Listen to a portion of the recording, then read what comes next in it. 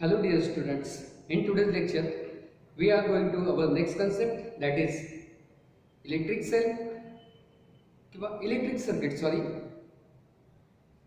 Hello dear students, now today we are going to learn about electric circuit. आपण मगाशीच बघितलं की एखादं इलेक्ट्रिक सर्किट आपण फॉर्म करत असतो. नेमकं इलेक्ट्रिक सर्किट हे कसं बनतं, तर इलेक्ट्रिक सर्किट तयार होण्यासाठी काही कंपोनेंट खूप महत्त्वाचे असतात आणि ते कंपोनेंट कोणते असतात. तर पहिली गोष्ट तर म्हणजे एक कंडक्टिंग वायर्स, त्याच्यानंतर मग बॅटरी की जी सोर्स ऑफ लाईट असणार आहे, त्याच्यानंतर मग प्लग की जी रेग्युलेट करते इलेक्ट्रिक सर्किट मधून करंट फ्लो होण्यासाठी, आणि मग नंतर करंट फ्लो होतो की नाही हे चेक करण्यासाठी आपण त्याच्यामध्ये बल्ब लावत असतो. तर थोडक्यात आपण म्हणतो की कंडक्टिंग वायर्स आहेत, बॅटरी किंवा सेल आहे, त्याच्यानंतर मग प्लग की आहे आणि बल्ब आहे. तर हे जे काही चार कंपोनेंट्स आहेत, तर हे कंपोनेंट्स एकमेकांशी कनेक्ट करणं आणि हे जे काही स्ट्रक्चर बनतं कनेक्टिंग दिस कंपोनेंट्स, तर यालाच आपण इलेक्ट्रिक सर्किट असं म्हणत असतो. मग बघा इलेक्ट्रिक सर्किट म्हणजे काय, तर इलेक्ट्रिक सर्किट ही एक कन्सेप्ट आहे आपली आजची. इलेक्ट्रिक सर्किट मध्ये नेमकं काय बघा की जे काही चार कंपोनेंट्स असतात, हे कंपोनेंट्स एकमेकांशी अटॅच करणं किंवा हे जोडणं, यालाच आपण इलेक्ट्रिक सर्किट असं म्हणत असतो. एकदम सिंपल डेफिनेशन आहे इलेक्ट्रिक सर्किटची की what is mean by electric circuit.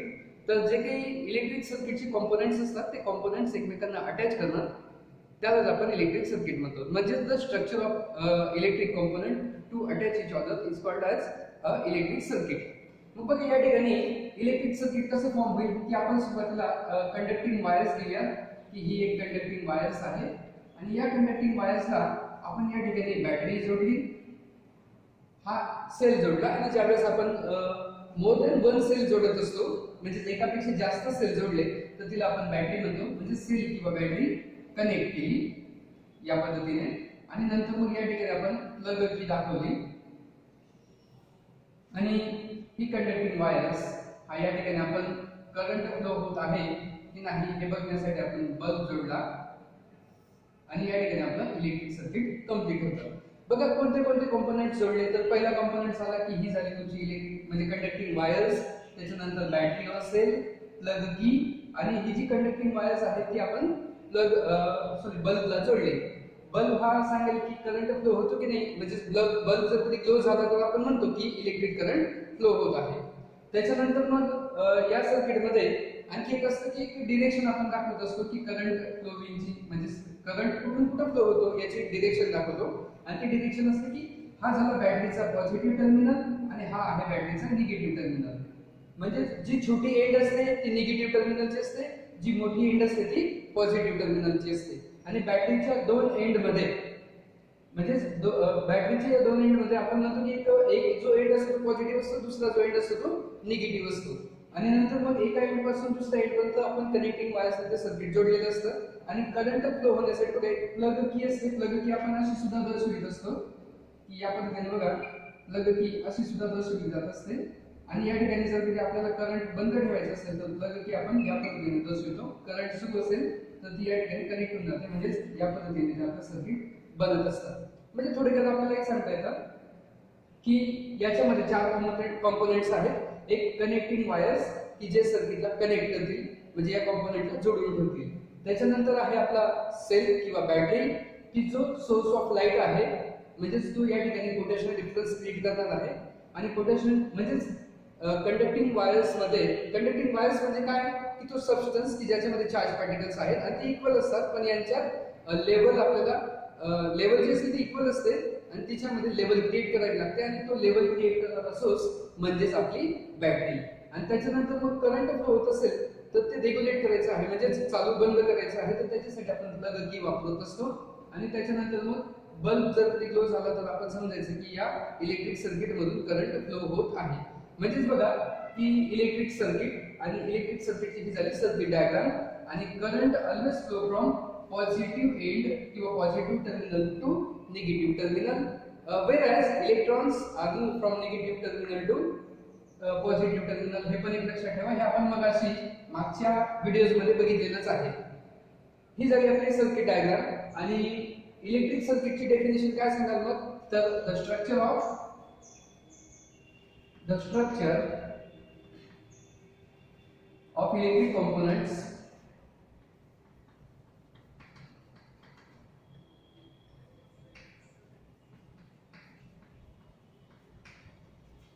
are attached to each other, are attached to each other. किंवा असंच एक स्ट्रक्चर आहे की ज्या ठिकाणी इलेक्ट्रिक कंपोनेंट्स आर अटॅच. एवढं जरी म्हटलं तरी सुद्धा चालेल. म्हणजे ही झाली आपली इलेक्ट्रिक सर्किटची डेफिनेशन. आपली नेक्स्ट कन्सेप्ट आहे बघा कनेक्टिंग सेल्स.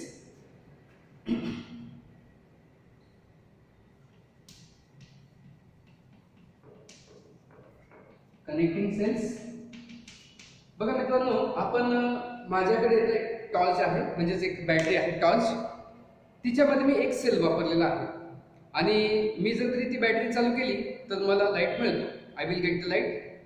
त्याच्यानंतर मग माझ्याकडे आणखी दुसरी एक टॉर्च आहे, तिच्यामध्ये दोन सेल आहेत किंवा दोन बॅटरी, म्हणजेच दोन सेल आहेत, एक बॅटरी आपण त्याला जोडली असं समजूया. मग जेव्हा मी ती दुसरी टॉर्च लावतो I will get the light. पण दोघं टॉर्चच्या लाईटमध्ये फरक आहे. जिला एकच सेल जोडलेला आहे तिचा लाईट हा कमी असतो आणि I will get more current किंवा मग more light from the another torch, जिच्यामध्ये मी दोन सेल जोडलेले आहेत तिच्यामधून मला जास्तीचा लाईट मिळतो. मग काय फरक असेल की एक सेल आणि दोन सेल यूज केले तर बघा. आणि मगाच्या जर एक व्हिडिओ लेक्चर्समध्ये आपण बघितलं की असं एक इलेक्ट्रिक सर्किट तुम्हाला दिलेलं होतं. एक इलेक्ट्रिक सर्किट दिलं, या ठिकाणी प्लग की जोडली, ही प्लग की आणि या ठिकाणी लाईट लावला, आपण लाईट लावला आणि तुम्हाला प्रश्न विचारला होता की या ठिकाणी करंट फ्लो होईल का. आणि मग दुसरा आणखी आपण एक इलेक्ट्रिक सर्किट काढलं होतं, त्या ठिकाणी बॅटरी किंवा सेल जोडला होता आणि या ठिकाणी इलेक्ट्रिक करंट फ्लो होत आहे असं दाखवलेलं होतं की बल्ब हा ग्लो होत आहे. म्हणजे या ठिकाणी करंट फ्लो होतो का आणि या ठिकाणी करंट फ्लो होतो का, कोणत्या इलेक्ट्रिक सर्किटमध्ये करंट फ्लो होतो. आपण म्हटलं की याच्यामध्ये इलेक्ट्रिक करंट फ्लो होत नाही. आणि will current flow from this electric circuit, yes, या इलेक्ट्रिक सर्किटमधून करंट फ्लो होत असतो. तर नेमकं या इलेक्ट्रिक सर्किटमध्ये काय होतं की आपण एक ॲडिशनल कॉम्पोनंट या ठिकाणी लावलेला आहे, तो म्हणजे सेल.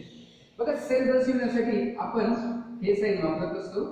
छोटी एंड ही निगेटिव्ह असेल, मोठी एंड ही पॉझिटिव्ह टर्मिनलची असेल, म्हणजे पॉझिटिव्ह असते. आणि जेव्हा आपण more than one cell use करतो या पद्धतीने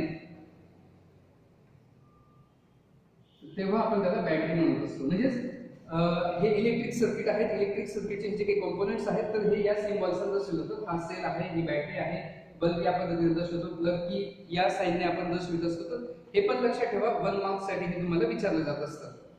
बघा कनेक्टिंग सेल्स मध्ये काय, तर हे जे सर्किट आहे तर याच्यामध्ये हा जो कॉम्पोनंट होता तर तो म्हणजे सेल किंवा मग जर कधी मोर दॅन वन सेल वापरले तर ती बॅटरी.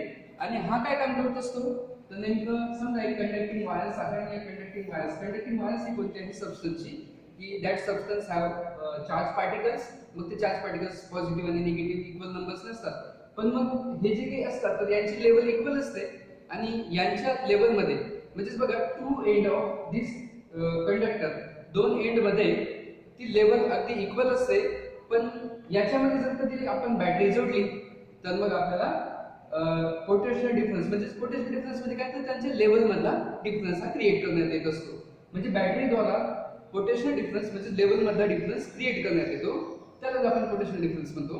आणि बॅटरी जी आहे ती सोर्स आहे की पोटेन्शियल डिफरन्स क्रिएट करत असते. मग पोटेन्शियल डिफरन्स क्रिएट झाला तरच इलेक्ट्रिक करंट फ्लो होत असतं, हे एक लक्षात घ्या. मग आपण म्हणू की कोणत्याही कंडक्टर मध्ये इक्वल चार्ज पार्टिकल्स असतील तर त्यांच्यामध्ये लेवल क्रिएट करण्यासाठी आपण बॅटरी जोडत असतो किंवा सेल जोडत असतो. आता बघा मी मगाशीच म्हटलं की माझ्याकडे एक टॉर्च आहे, तिच्यामध्ये एकच सेल आहे आणि दुसऱ्या याच्यामध्ये दोन सेल्स आहेत. मग दोन सेल्स आपण जोडतो आणि मोर अमाउंट ऑफ करंट मिळवून घेत असतो. बघा एक सेल आहे आणि तो सेल मी या ठिकाणी जोडला या सर्किटमध्ये आणि या ठिकाणी मी बल्ब लावलेला आहे. प्लग की आपण दाखवूया आणि मी दुसरा सेल आणखी जोडला तो या पद्धतीने. तर will current flow from this circuit, या सर्किट मधून करंट फ्लो होईल का बघा दोघं जे आहेत या ठिकाणी हा positive terminal, positive terminal, negative terminal, negative terminal. तर असं करून इलेक्ट्रिक करंट फ्लो होणार नाही. इन्स्टेड ऑफ दिस सेल्स, म्हणजे या ठिकाणी बघा अशा पद्धतीने सेल्स जोडण्यापेक्षा आपण हे सेल्स या पद्धतीने जोडले पाहिजेत की हा जो काही सेल असेल तर याचा हा पॉझिटिव्ह टर्मिनल्स आणि दुसऱ्या सेलचा निगेटिव्ह टर्मिनल्स त्याला आपण कनेक्टिंग केला पाहिजे. म्हणजे आपल्याला या ठिकाणी हा जो दुसरा सेल असेल तर त्याचा हा पॉझिटिव्ह टर्मिनल, म्हणजे हा पॉझिटिव्ह टर्मिनल आणि निगेटिव्ह टर्मिनल, या सेलचा हा पॉझिटिव्ह टर्मिनल, या सेलचा हा negative terminal. Then current will flow from this circuit. म्हणजे आपण एका सेलच्या पॉझिटिव्ह टर्मिनल्सला दुसऱ्या सेलचे निगेटिव्ह टर्मिनल कनेक्ट करत असतो आणि मग तेव्हाच आपलं इलेक्ट्रिक सर्किट हे कम्प्लीट होत असतं. बघा तुम्ही आपल्या रिमोटच्या सेल्स मध्ये किंवा मग गिझरच्या सेल मध्ये असं सेल बघितले असेल की आपलं जे सर्किट असतं तर ही पॉझिटिव्ह टर्मिनल जाते, ही निगेटिव्ह टर्मिनल जाते. तुम्ही म्हणा की या दोन वायर्स अशाच जातात, पण जेव्हा सेल आपण बघतो तर एक सेल हा तुमचा पॉझिटिव्ह टर्मिनल दाखवत असतो आणि दुसरा जो सेल असेल तो तुमचा निगेटिव्ह टर्मिनल दाखवत असतो. आणि मग या ठिकाणी आपण बघतो की या सेलचा एक पॉझिटिव्ह टर्मिनल इकडे आहे आणि याचा निगेटिव्ह टर्मिनल इकडे आहे. हा पॉझिटिव्ह टर्मिनल आहे, हा निगेटिव्ह टर्मिनल आहे आणि या ठिकाणी हे कनेक्टेड असतात. म्हणजे जेव्हा आपण मोर दॅन वन सेल वापरतो तर आपल्या डिव्हाइसेस मध्ये शॉर्टली अशी रचना केलेली असते. आपल्या पुस्तकाची डायग्राम तुम्हाला दाखवलेली आहे. तर असं म्हटलेलं आहे की असे तुम्हाला इलेक्ट्रिक सेल्स दिलेले आहेत आणि हे इलेक्ट्रिक सेल्स जोडत असताना आपण कोणत्या पद्धतीने जोडतो तर हा जो काही पॉझिटिव्ह टर्मिनल आहे तो याच्या निगेटिव्ह टर्मिनलला, याचा जो पॉझिटिव्ह टर्मिनल आहे तो याच्या निगेटिव्ह टर्मिनलला आणि याचा जो पॉझिटिव्ह टर्मिनल म्हणजे या ठिकाणी हा निगेटिव्ह टर्मिनल झाला आणि इलेक्ट्रिक सर्किट आपल्याला या पद्धतीने कनेक्ट केलेलं दाखवलेलं आहे.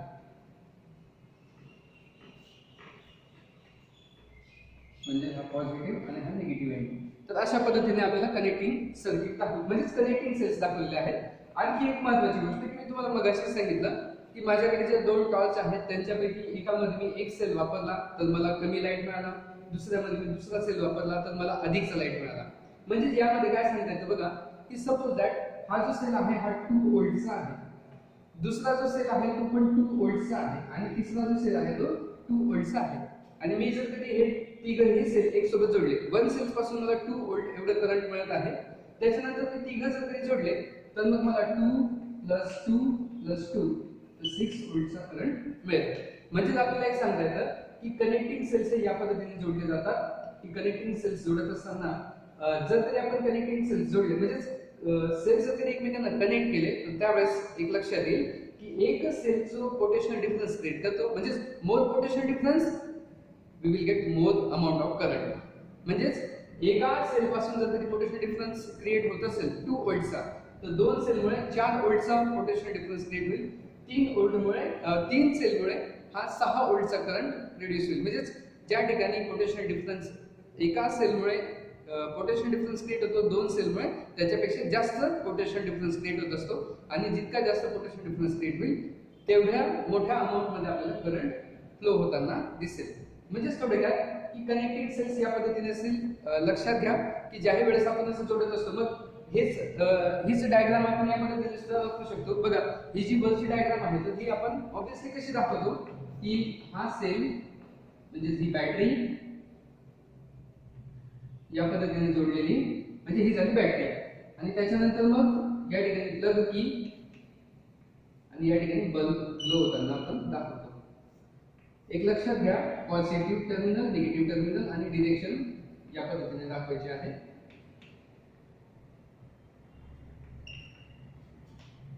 म्हणजे या ठिकाणी जर कधी सेल जोडले असतील तर या ठिकाणी बल्ब ग्लो म्हणजे प्लग की सुद्धा असेल तर बल्ब ग्लो करेल. आणखी काही बेसिक क्वेश्चन्स आपल्याला विचारले जातात आणि ते क्वेश्चन्स म्हणजे काय की समजा हे एक इलेक्ट्रिक सर्किट तुम्हाला दिलेलं आहे आणि या इलेक्ट्रिक सर्किट मधून करंट फ्लो होत नाही तर रिझन काय असेल. मग आपण म्हणजे ऍक्टिव्हिटी बेस्ड क्वेश्चन्स असतात तर त्याच्यामध्ये बघा एक विचारलं जातं की आपण म्हणू की सोर्स हा डिस्चार्ज तर नाही ना म्हणजे सेल व्यवस्थितपणे चालतो आहे का. दुसरी गोष्ट येते की कनेक्टिंग वायर्स व्यवस्थित कनेक्ट आहेत का. त्याच्यानंतर मग म्हणजे एक रिझन असेल की कनेक्टिंग वायर्स व्यवस्थित कनेक्ट नसतील किंवा मग प्लग की व्यवस्थितपणे काम करत नसेल. अदरवाइज मग बॅटरी डिस्चार्ज असेल म्हणजे सोर्स ऑफ जो काही सोर्स ऑफ लाईट आहे तर तो व्यवस्थित नसेल असं आपण म्हणू शकतो. आता बघा या ठिकाणी कनेक्टिंग सेल झालं आणि आपली नेक्स्ट कन्सेप्ट आहे की magnetic effect of electric current.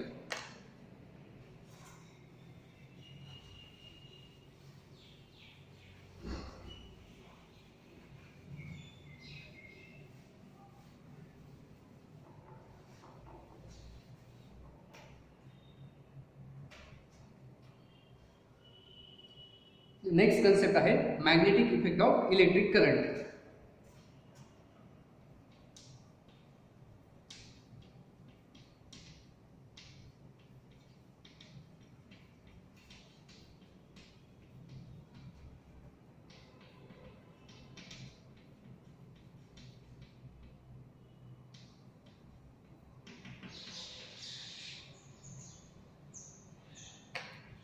Magnetic effect of electric करंटमध्ये आपल्याला एक छोटीशी ऍक्टिव्हिटी दिलेली आहे की तुमच्या काहींच्या कंपास बॉक्समध्ये बघा एक मॅग्नेटिक निडल असते किंवा आपल्याकडे जर कधी मॅग्नेटिक निडल असेल की जी मॅग्नेटिक निडल म्हणजे कोणती आपण प्रिव्हियस स्टँडर्डमध्ये पण बघितलेलं आहे की ती नॉर्थ अँड साऊथ डिरेक्शनला स्टेबल होत असते, म्हणजेच आपल्याला डिरेक्शन इंडिकेट करत असते.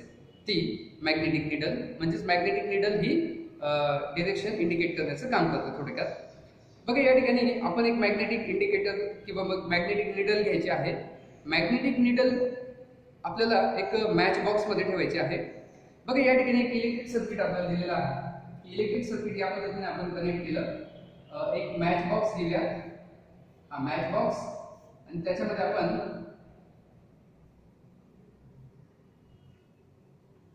ही एक मॅग्नेटिक निडल ठेवली की जी तुम्हाला नॉर्थ आणि साऊथ डिरेक्शन दाखवत असणार आहे.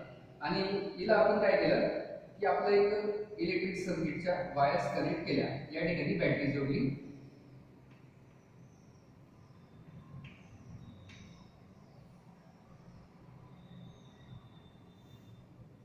आणि या पद्धतीने सर्किट कंप्लीट केलं. फक्त एक लक्षात घ्या की जेव्हा ही एखाद्या कंडक्टिंग वायर्स मधून करंट फ्लो होत असतो तर तिच्यामध्ये मॅग्नेटिझम इंड्यूस होत असतं. मग हे आपल्याला कसं कळेल तर बघा एक साधी गोष्ट आपण घेऊयात की सपोज दॅट अजून मी प्लग की जोडलेली नाही आणि या ठिकाणी एक मॅग्नेटिक निडल ठेवलेली आहे आणि ती magnetic needle north and south डिरेक्शनला स्टेबल झालेली आहे. मी काय केलं की एक बार मॅग्नेट तिच्या जवळ घेऊन गेलो. बार मॅग्नेट जवळ घेऊन गेलो तर काय होतं की आपल्याला माहितीच आहे की जे काही मॅग्नेटचे पोल्स असतात तर like poles are repel to each other and unlike poles are attract to each others. आणि त्याच्यामुळे या मॅग्नेटिक निडल्समध्ये डिफ्लेक्शन म्हणजे थोडी हालचाल होत असते. म्हणजे ती तिची जी काही डिरेक्शन असेल तर तिच्या डिरेक्शन पासून एकतर लांब जाईल एकतर मग त्या मॅग्नेटकडे अट्रॅक्ट होईल. आपण बघा या डबीमध्ये म्हणजे या एका डबीमध्ये मॅग्नेटिक निडल बसवलेली असते आणि तिच्या जवळ जर कधी आपण दुसरा मॅग्नेट नेला तर तिच्यामध्ये आपल्याला डिफ्लेक्शन दिसतं. ते तिच्या प्रॉपर्टीजमुळे की डिफ्लेक्शन आणि अट्रॅक्शनच्या प्रॉपर्टीजमुळे. आता या ठिकाणी आपण जर कधी इलेक्ट्रिक सर्किट अटॅच केला आणि प्लग की जर कधी जोडली तर मग या कनेक्टिंग वायर्स मध्ये म्हणजे या हा जो काही पर्टिक्युलर कंडक्टर आहे तर याच्यामध्ये इलेक्ट्रिक करंट फ्लो होत असताना मॅग्नेटिझम इंड्यूस होत असतं. मग जर कधी मी जास्त बॅटरी जोडल्या म्हणजे जास्त सेल जर कधी जोडले, बॅटरी जर कधी मोठी अप्लाय केली म्हणजे जास्त करंट जर कधी फ्लो केला तर जास्त मॅग्नेटिक फील्ड त्या ठिकाणी म्हणजे जास्त मॅग्नेटिझम त्या ठिकाणी इंड्यूस होताना दिसेल. मग आणखी एक की जास्त मॅग्नेटिझम इंड्यूस होण्यासाठी आपण काय केलं की ही जी काही वायर होती तर तिला आपण या पद्धतीने गुंडाळली आणि गुंडाळून ही वायर या ठिकाणी आली. मग आता बघा की जेव्हा हे मी प्लग की ऑन करतो तर त्यावेळेस मला या मॅग्नेटिक निडल मध्ये डिफ्लेक्शन दिसून येत असतं. म्हणजे याचा अर्थ आपण काय समजतो बघा सिंपल ऍक्टिव्हिटी आहे की जेव्हाही आपण या इलेक्ट्रिक सर्किट मध्ये म्हणजे या इलेक्ट्रिक सर्किट मध्ये आपण एका मॅच बॉक्स मध्ये एक निडल प्लेस केली आणि त्याला या पद्धतीने आपण जोडला म्हणजे आपलं सर्किट कंप्लीट केलं. आणि जेव्हा आपण प्लग की ऑन केली इलेक्ट्रिक करंट हे फ्लो होत असताना त्याच्यामधून मॅग्नेटिझम इंड्यूस होतं आणि त्याच्यामुळे या निडल मध्ये आपल्याला डिफ्लेक्शन दिसून येतं. बघा सुरुवातीला एक काम करायचं की प्लग की ऑन करायची, ऑन केली की लगेच डिफ्लेक्शन दिसेल आणि ती एका डिरेक्शन मध्ये स्टेडी होऊन जाईल. प्लग की बंद केली की पुन्हा डिफ्लेक्शन दिसेल आणि ती प्रॉपरली तिचं जे काही नॉर्थ साऊथ डिरेक्शन होतं ते पुन्हा आपल्याला म्हणजे डिफ्लेक्शन होऊन पुन्हा त्या पोझिशन मध्ये ती स्टेडी दिसेल. म्हणजेच करंट फ्लो झालं की एकदा डिफ्लेक्शन होतं आणि करंट बंद केलं की पुन्हा डिफ्लेक्शन होतं. म्हणजेच आपल्याला एक सांगता येतं की जेव्हाही आपण इलेक्ट्रिक सर्किट मधून म्हणजेच कंडक्टिंग वायर्स मधून जर कधी आपण करंट फ्लो केला तर त्याच्यामधून मॅग्नेटिझम इंड्यूस होत असतो. आणि असं करून आपण एखाद्या पर्टिक्युलर सबस्टन्स मध्ये हाय बॅटरी जोडून किंवा मग पुन्हा पुन्हा करंट फ्लो करून एखाद्या सबस्टन्स मध्ये आपण परमनंट मॅग्नेटिझम सुद्धा देऊ शकत असतो. याला आपण इलेक्ट्रोमॅग्नेट असं म्हणत असतो. म्हणजे एखाद्या सबस्टन्स मध्ये आपण करंट फ्लो करून इलेक्ट्रोमॅग्नेटिझम म्हणजे इलेक्ट्रोमॅग्नेट बनवू शकत असतो. याच्यासाठी बघा आपल्या पुस्तकामध्ये आपल्याला एक ऍक्टिव्हिटी दिलेली आहे आणि त्या ऍक्टिव्हिटीला आपण थोडक्यात स्टडी करूयात. त्याला आपण म्हणूयात इलेक्ट्रोमॅग्नेट.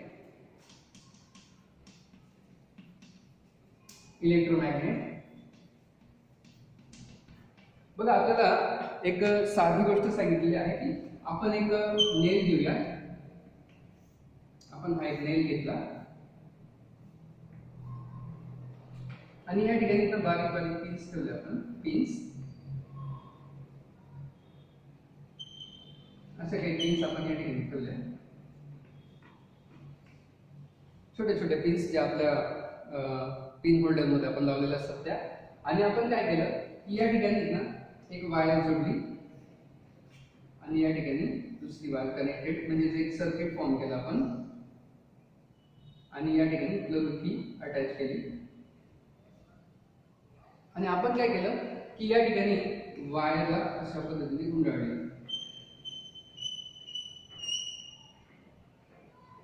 बघा या ठिकाणी जेव्हाही आपण बॅटरी जोडली प्लग की ऑन केली तर याच्यामधून करंट फ्लो होतो आणि करंट फ्लो होत असताना पॉझिटिव्ह टर्मिनल आणि निगेटिव्ह टर्मिनल करंट फ्लो होत असताना या आयर्न नेल मध्ये मॅग्नेटिझम इंड्यूस होत असतो. मग या ठिकाणी बघा की जेवढे जास्त आपण राऊंड करू वेटोळे घेऊ तेवढा जास्तीचा करंट आपल्याला इंड्यूस होताना म्हणजे जेवढा जास्त करंट फ्लो होईल तेवढे जास्त मॅग्नेटिझम तर होईलच. पण जेवढे जास्त वेटोळे घेतले त्याच्यामुळे जास्तीत जास्त मॅग्नेटिझम आपल्याला इंड्यूस होताना दिसून येत असतं. ज्यावेळेस आपण प्लग की ऑन केली की हे सर्व पिन्स दिसून येतील. म्हणजे थोडक्यात एक की या इथल्या पिन्स आपल्याला अट्रॅक्ट होताना दिसतील म्हणजे त्याला स्टिक होताना दिसून येतील. जर कधी आपण करंट बंद केला की लगेच पुन्हा आपल्याला त्या पिन्स खाली पडताना दिसतील. आणि आणखी जर कधी आपल्याला जास्तीचं मॅग्नेटिझम हवं असेल तर मग आपण या ठिकाणी आणखी जास्तीचे सेल्स म्हणजे बॅटरी मोठी अप्लाय करू शकतो.